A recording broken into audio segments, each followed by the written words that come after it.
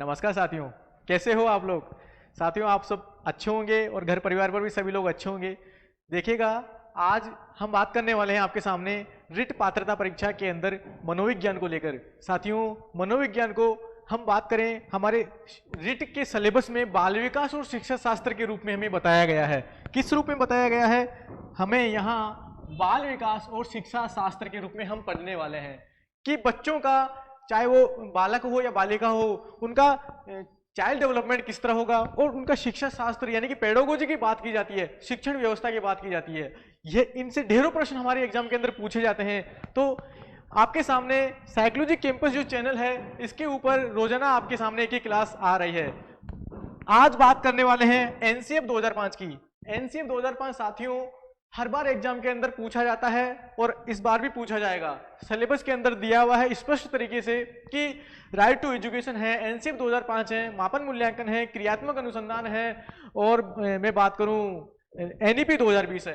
सभी में से एक एक प्रश्न पूछा जाएगा। तो क्यों ना साथियों हम आज की क्लास को भी बड़ी बेहतर तरीके से करते हैं। तो आप सभी जुड़ जाएं और अपने साथियों को आज की क्लास को सभी शेयर कर दें। साथियों शुरुआत करते हैं एनसीएफ 2005 की। देख लेते हैं हम एनसीएफ 2005 क्या कहता है। एनसीएफ 2005 साथियों, एनसीएफ 2005 ये कहता है कि बच्चों की जो पढ़ाई की व्यवस्था की बात की जाती है कि पढ़ाई को किसके माध्यम में रखकर होनी चाहिए। ये कहता है कि बाल केंद्रित होना चाहिए, कि बाल केंद्रित शिक्षण व्यवस्था होनी चाहिए। ये कौन कहता है? ये कहता है शिक्षण व्यवस्था, बाल केंद्रित शिक्षण व्यवस्था की बात करता है एनसीएफ 2005। और एनसीएफ 2005 दूसरी बात करता है कि जो बस्ते का बोझ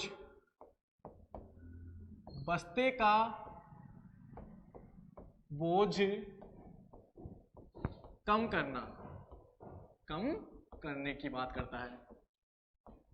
तो बस्ते के बोझ को कम करने की बात कौन करता है? एनसीएफ 2005 करता है। और जो शिक्षण व्यवस्था होनी चाहिए, सरकारी विद्यालयों के अंदर बात करी जाए, प्राइवेट विद्यालयों के अंदर बात करी जाए, सभी में शिक्षण व्यवस्था बाल केंद्रित ही होनी चाहिए। यानी कि बच्चों को सेंटर्ड में रखकर ही उनके अनुसार ही पाठ्यक्रम अपनाना चाहिए। लचीलापन जो फ्लेक्सिबल पाठ्यक्रम बच्चों की रुचि के अनुसार, उनकी आयु और उम्र के अनुसार ही हमें अपनाना है, एनसीएफ 2005 कहता है। एनसीएफ 2005 साथियों प्रोफेसर यशपाल के महोदय की अध्यक्षता में की गई थी। तो एक कमेटी बनाई गई। कौन सी कमेटी बनाई गई?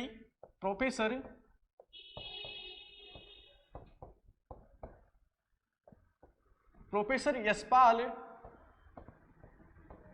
महोदय की अध्यक्षता में की गई। तो उस कमेटी का नाम भी क्या रखा गया? यशपाल कमेटी रखा गया।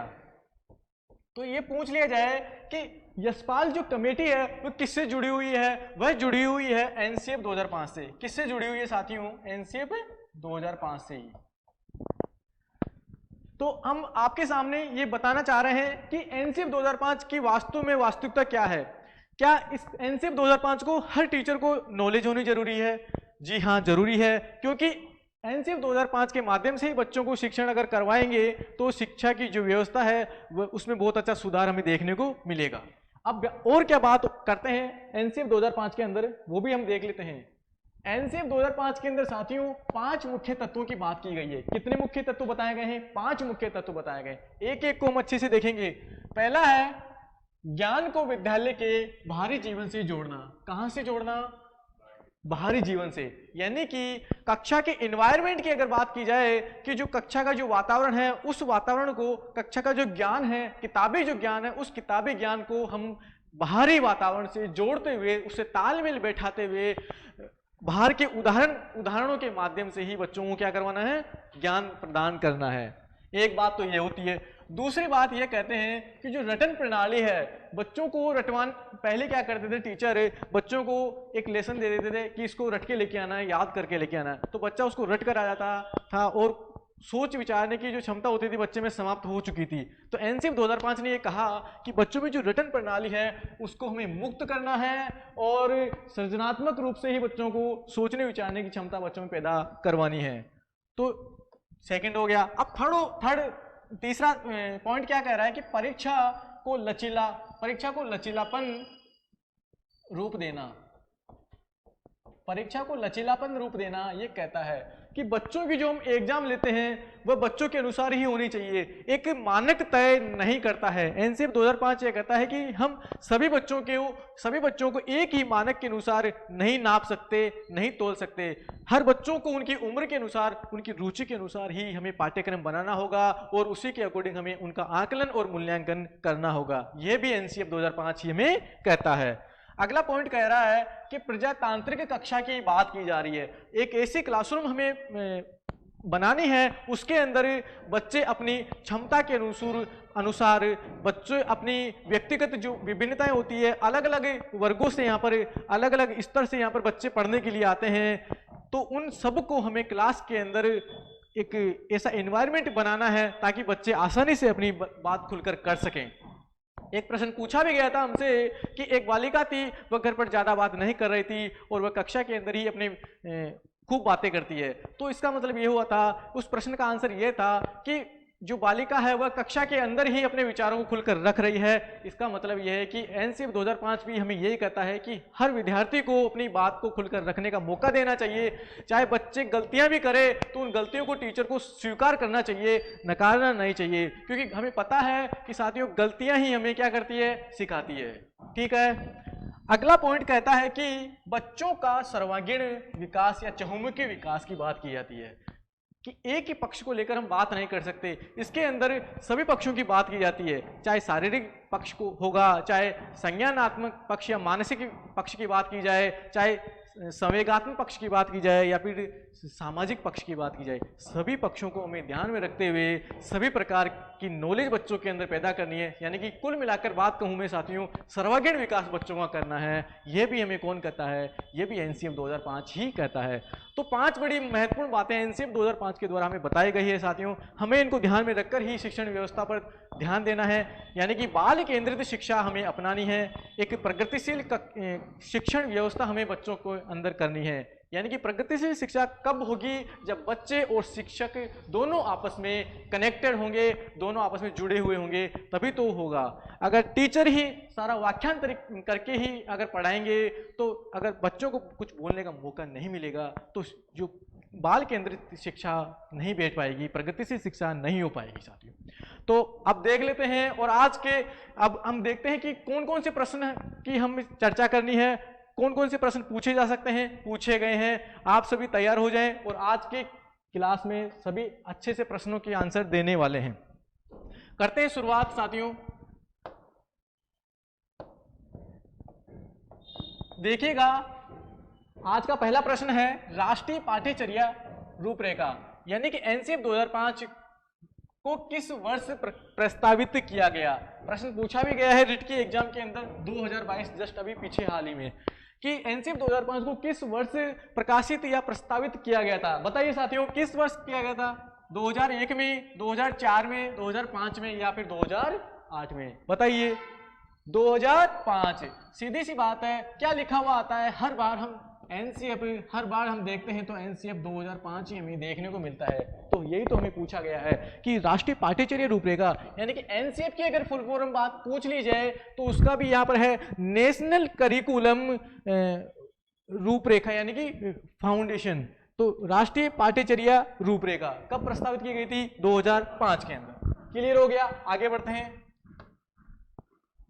अगला प्रश्न है, प्रश्न क्या कह रहा है देखिए, राष्ट्रीय पाठ्यचर्या रूपरेखा 2005 का मुख्य दर्शन क्या है? क्या है मुख्य दर्शन? देखिएगा, व्यवसायिक कुशलताओं को सिखाना है, बिना बोझ की शिक्षा है, या फिर सह शैक्षणिक गतिविधियों को सीखना है, या फिर सतत और व्यापक मूल्यांकन की बात करता है। एनसीएफ 2005 निम्न में से मुख्य रूप से किसका दर्शन करता है? बताइए साथियों, क्या व्यवसाय कुशलताएं सिखाना है, बिना बोझ की शिक्षा हमें सिखाना है, या सह शैक्षणिक गतिविधियों को सिखाना है, या सतत और व्यापक मूल्यांकन की बात करता है? सभी का आंसर इसमें होगा सेकंड ऑप्शन। बिना बोझ की शिक्षा की बात कौन करता है? एनसीएफ 2005 करता है। अगला प्रश्न है, प्रश्न क्या कह रहा है साथियों? एनसीएफ 2005 का प्रस्ताव है, क्या प्रस्ताव है कि मूल्यांकन प्रणाली आधारित होनी चाहिए। मूल्यांकन प्रणाली कैसी आधारित होनी चाहिए?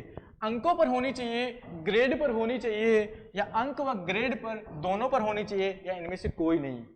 बताइए साथियों कि हमारी जो एनसीएफ 2005 है वह मूल्यांकन की जो प्रणाली किस पर आधारित है? क्या बच्चों से ग्रेडिंग करवाते हैं, या अंकों के माध्यम से करवाते हैं, या दोनों के माध्यम से करवाते हैं?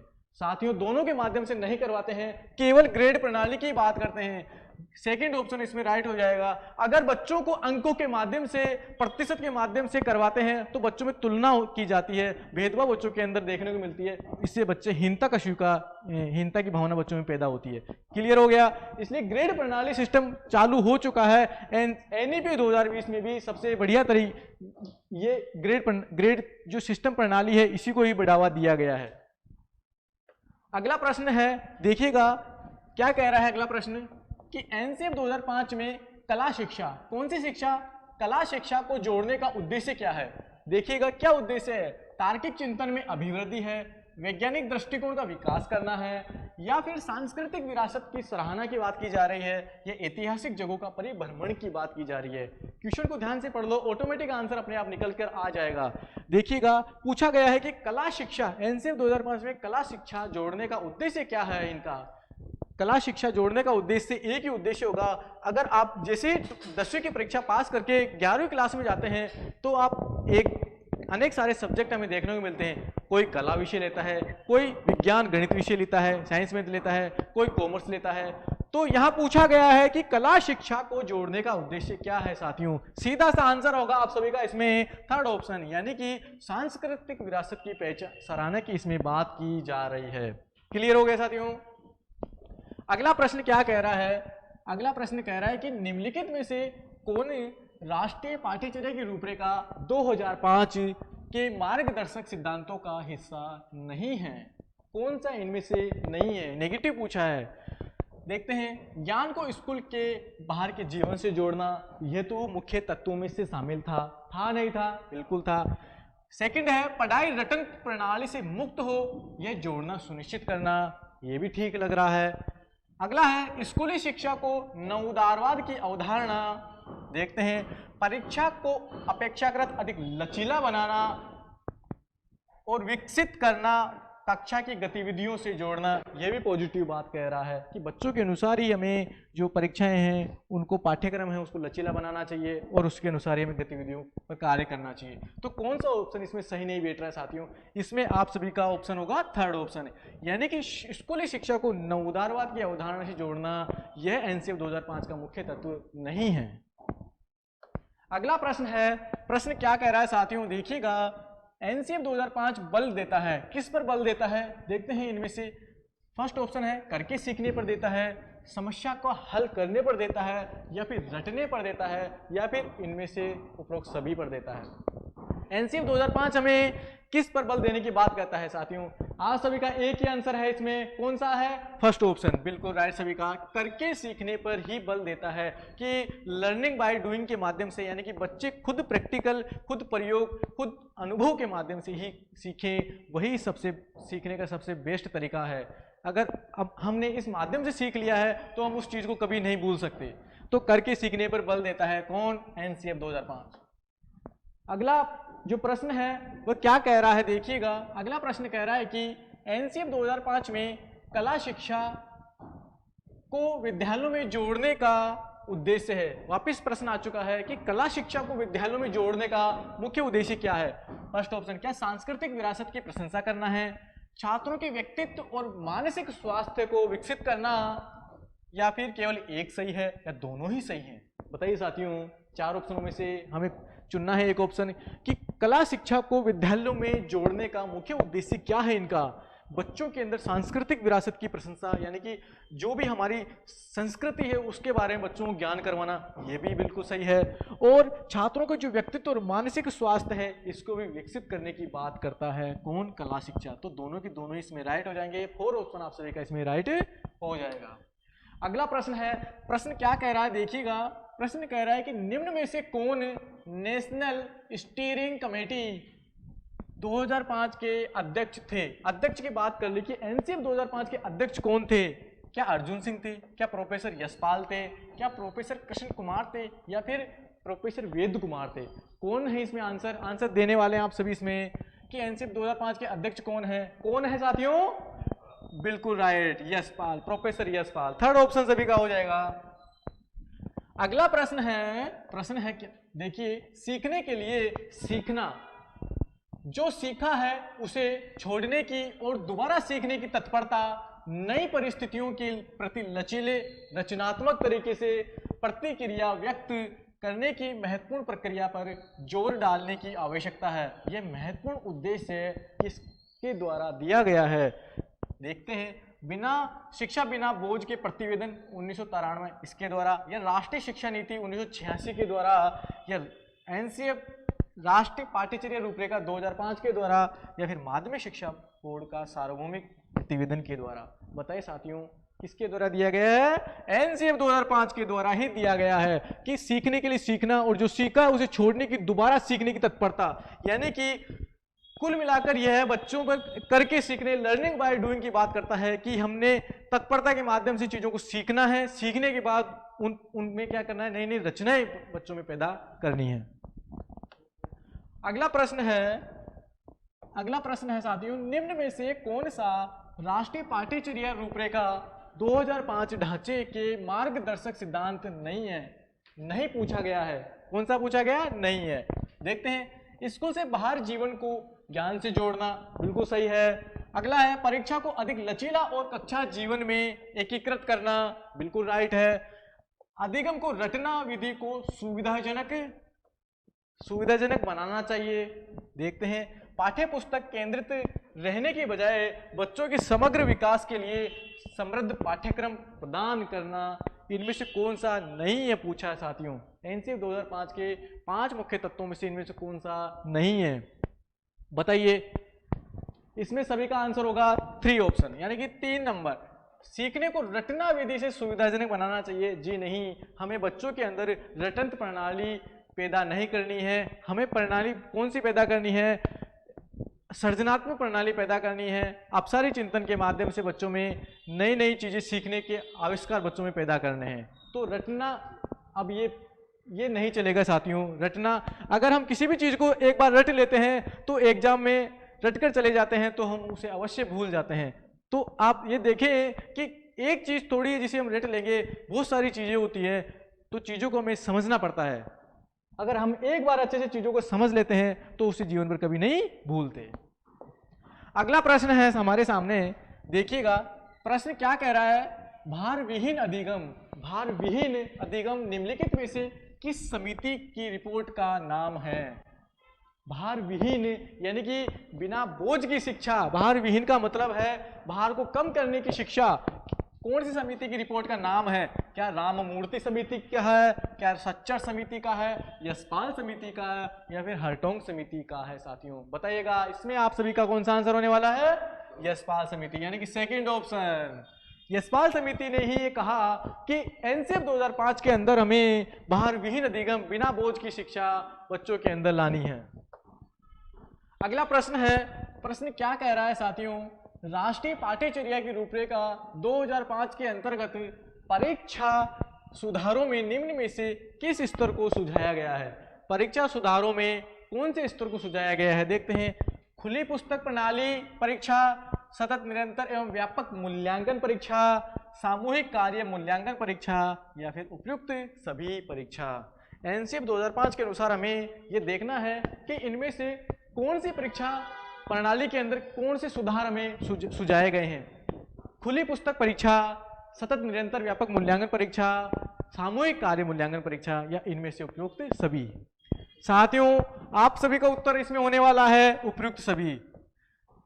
ओपन बोर्ड की जो एग्जामें होती हैं साथियों, उसके अंदर ये कहते हैं एनसीएफ 2005 या नई शिक्षा नीति, बच्चों को खुली पुस्तक दी जाएगी। खुली पुस्तक दी जाएगी, उसके माध्यम से बच्चे अपने विचारों के माध्यम से बच्चे पेपर के अंदर, कॉपी के अंदर लिखेंगे।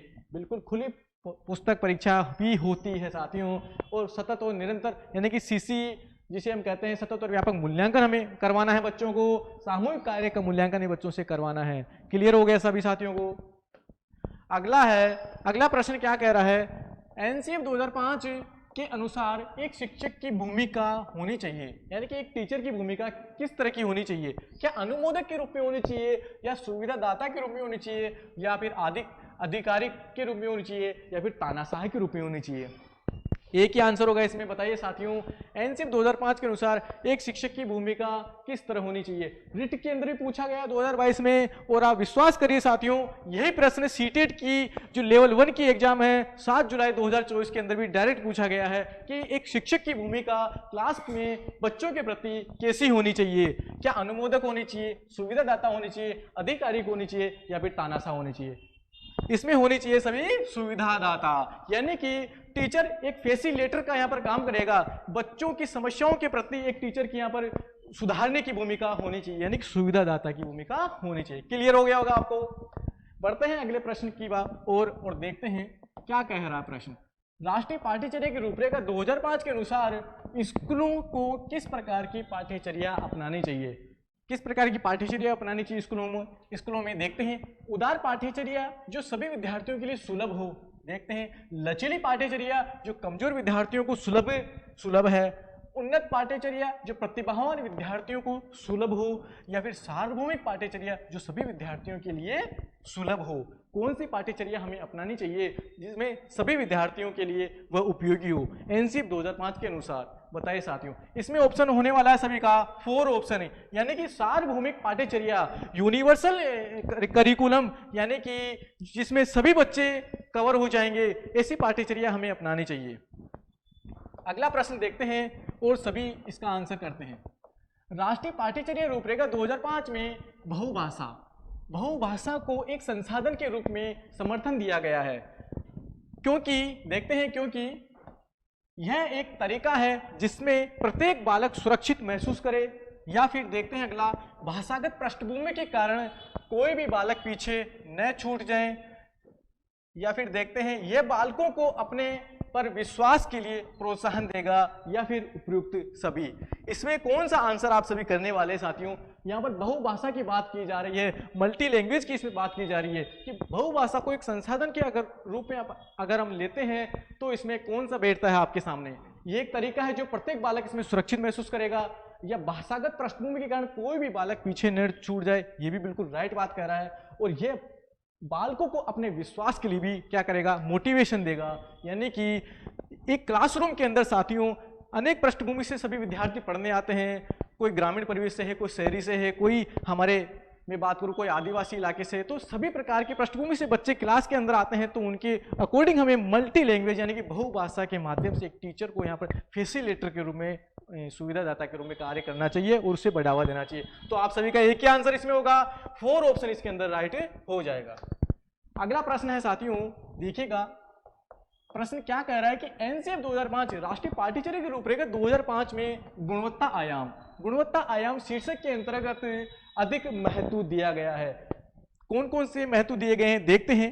भौतिक संसाधनों को क्या महत्व दिया गया है, या फिर शिक्षित व अभिप्रेरित अध्यापकों को इसमें महत्व दिया है, या फिर बालकों के लिए ज्ञान के संदर्भ में संरचित अनुभवों को दिया गया है, या फिर बालकों के लिए संरचित अनुभव एवं पाठ्यक्रम सुधार को दिया गया है। बताइएगा कि एनसीएफ 2005 में गुणवत्ता आयाम शीर्षक के अंतर्गत अधिक महत्व दिया गया है कि बच्चों की जो भी गुणवत्ता है, बच्चों की गुणवत्ता के लिए हमें क्या करना है, बच्चों का सर्वांगीण विकास हमें करना है। तो इसमें कौन सा ऑप्शन सबसे बेस्ट माना जाएगा? बच्चों के अनुसार ही ये बात करता है कौन? एनसीएफ 2005। तो बताइए साथियों कौन सा ऑप्शन आप सभी करने वाले हैं इसके अंदर? इसमें होने वाला है सभी का 4 ऑप्शन, यानी कि बालकों के लिए ही संरचित अनुभव और पाठ्यक्रम सुधार की ये बात करता है कौन? गुणवत्ता आयाम को लेकर एनसीएफ 2005। क्लियर हो गया? आगे बढ़ते हैं और अगला प्रश्न हम देखते हैं। प्रश्न है साथियों, राष्ट्रीय पाठ्यचर्या रूपरेखा 2005 में बातचीत की गई है। कौन सी बातचीत की गई है? ज्ञान स्थायी है वह दिया जाता है तथा ज्ञान से विकास होता है और इसकी संरचना होती है, इसकी बात की जाती है। या फिर शैक्षिक केंद्र से विषय केंद्र पर हो, या फिर विद्यार्थी केंद्र से अध्यापक केंद्रित की ओर से हो, या फिर इनमें से कोई नहीं। एनसीईआरटी 2005 में बात की गई है, सीधा आंसर इसमें होने वाला है आप सभी का फर्स्ट ऑप्शन। फर्स्ट ऑप्शन ये कहता है कि ज्ञान स्थायी है और दिया जाता है, तथा ज्ञान से क्या होता है, ज्ञान से विकास होता है और इसकी क्या होती है, संरचना होती है साथियों। अगर हम यहाँ पर कोचिंग टीचर या बुक्स के माध्यम से अगर हम पढ़ते हैं तो हमें नॉलेज मिलती है, नॉलेज मिलेगी तो हमें साथियों क्या होगा, हमारी जो रिट पात्रता परीक्षा है, हमारा जो लक्ष्य है, हम उसको क्या कर पाएंगे, क्लियर कर पाएंगे, अचीव कर पाएंगे। तो इसमें फर्स्ट ऑप्शन हो गया। अगला प्रश्न है, प्रश्न क्या कह रहा है देखिए, एनसीईआरटी 2005 में शांति शिक्षा, कौन सी शिक्षा साथियों, शांति शिक्षा को बढ़ावा देने के लिए कुछ क्रियाओं की अनुशंसा की गई है, कुछ क्रियाओं की अनुशंसा की गई है। पाठ्यक्रम रूपरेखा में निम्नलिखित में से किसे सूचीबद्ध किया गया है, देखते हैं। बात इसके अंदर की गई है शांति शिक्षा की। अब शांति शिक्षा के माध्यम से हमें ऑप्शन चुनना है, देखते हैं। महिलाओं के प्रति आदर एवं जिम्मेदारी की दृष्टिकोण विकसित करने के लिए कार्यक्रम आयोजित किए गए, या फिर नैतिक शिक्षा को बढ़ावा दिया जाए, या फिर शांति शिक्षा को एक अलग विषय के रूप में पढ़ाया जाए, या फिर शांति शिक्षा को पाठ्यक्रम में सम्मिलित कर लिया जाए। एनसीईआरटी 2005 में शांति शिक्षा को लेकर यह बताया गया है कि शांति शिक्षा के माध्यम से कुछ ऐसी क्रियाएं की अनुशंसा की गई है। अब 4 ऑप्शनों में से एक ऑप्शन सबसे बेस्ट है, बताइए कौन सा आंसर आप करने वाले हैं इसके अंदर। इसमें है साथियों शांति की शिक्षा सबसे बेस्ट हमारा ऑप्शन जा रहा है इसमें, फर्स्ट ऑप्शन, यानी कि महिलाओं के प्रति आदर और उनकी जिम्मेदारी के दृष्टिकोण को विकसित करने के लिए अनेक कार्यक्रम आयोजित करेंगे, तभी हम शांति की जो शिक्षा है, जो पीसफुल जो एजुकेशन है, उसको हम अचीव कर पाएंगे। क्लियर हो गया साथियों। अगला प्रश्न है एनसीईआरटी 2005 को लेकर क्या कह रहा है कि राष्ट्रीय पाठ्यचर्या की रूपरेखा 2005 में यह अनुशंसा सिफारिश की गई है कि उच्च प्राथमिक स्तर का बात करूं मैं, यूपीएस यानी कि कक्षा 6 से 8 की इसके अंदर बात की जा रही है, स्तर पर विज्ञान शिक्षण में अधिक बल दिया जाना चाहिए। देखते हैं, फर्स्ट ऑप्शन कह रहा है कि कक्षा की पढ़ाई को विद्यालय के बाहरी जीवन से संबंधित करने के लिए, पाठ्यपुस्तक में दिए गए सभी वैज्ञानिक पदों को याद करने के लिए, या फिर पाठ्यपुस्तक के अभ्यास के सभी प्रश्नों के उत्तर देने के लिए, या फिर परीक्षाओं में विद्यार्थियों के प्रदर्शन में सुधार लाने के लिए। एनसीईआरटी 2005 में ये प्रश्न में ये पूछा गया है कि एनसीईआरटी 2005 में ये अनुशंसा की गई है कि उच्च प्राथमिक विद्यालय पर विज्ञान शिक्षण में अधिक बल किस पर दिया गया है, इस पर हमें फोकस करना है। किस पर, विज्ञान शिक्षण की इसके अंदर बात की जा रही है, और विज्ञान शिक्षण के माध्यम से सबसे बेस्ट ऑप्शन कौन सा होगा, देखते हैं। क्या कक्षा की पढ़ाई विद्यालय के बाहरी जीवन से जोड़ना चाहिए, बिल्कुल सही बात है, जोड़ना चाहिए।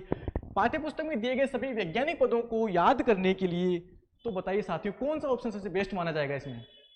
इसमें माना जाएगा आप सभी का फर्स्ट ऑप्शन राइट, यानी कि विज्ञान शिक्षण के माध्यम से हमें बच्चों को ये बताना है, किताबी ज्ञान के साथ साथ बाहरी वातावरण के उदाहरण बच्चों को क्लास के अंदर में देना है, तो हमें बाहरी वातावरण से जोड़ते हुए शिक्षण कार्य करवाना है।